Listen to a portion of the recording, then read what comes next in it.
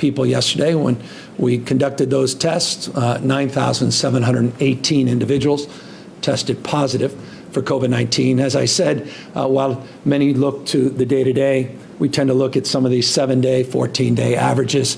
That's why we pair the average 7-day, 9,881. 7-day positivity rate, 7.5%. Monday, when I shared this slide, was 7.4%. Hospitalizations are increasing, but not at the rate. This week, it looks a 9% increase in hospitalizations. So again, hospitalizations are increasing, but there is a decrease in the increase. And for us to be able to be successful in terms of stopping the spread of COVID-19, extinguishing COVID-19, which we will do, it depends on our ability to keep our essential workers safe.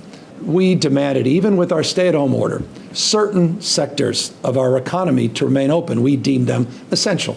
Grocery stores, food delivery, truck driving, warehousing, logistics. So we relied on millions and millions of essential workers. That's even with the stay-at-home order, as it needs to be identified, is not only the sacrifices of those workers, and we've made a point of trying to do more to support our essential workforce in the past as it relates to providing support, a number of things that I'll be talking about here today. So here's what we're announcing today is additional worker safeguards to protect this workforce. Let's talk about the preventative measures. Foundationally, the most important thing we can do is if someone is sick or feeling sick or has been exposed to the virus, we've got to give them the supports where they have the ability to isolate.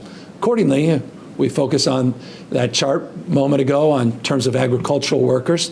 When you go to the grocery store and you have the abundance that doesn't exist in almost any other part of the globe, you go to that store and you see that abundance, don't forget the folks that made sure to make that abundance available to you. Part of that education, again, as I said, is not just educating families and employees, but also educating our incredible employers. So it relates to the efforts to ensure more long-lasting protections.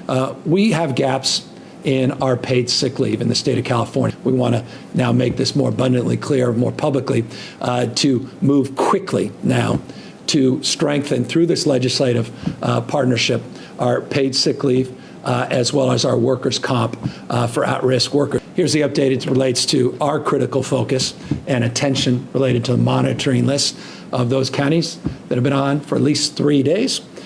You'll see now we have 34 counties, Kern just went on, that are on for 3+ days. So this list, and we have a couple more that are likely to end up over the weekend, so it may be as high as 36, represents the vast majority of the population here in the state of California, well north of 90%. As always, I want to remind you the importance, the imperative of wearing masks, nothing more important as we move into a weekend.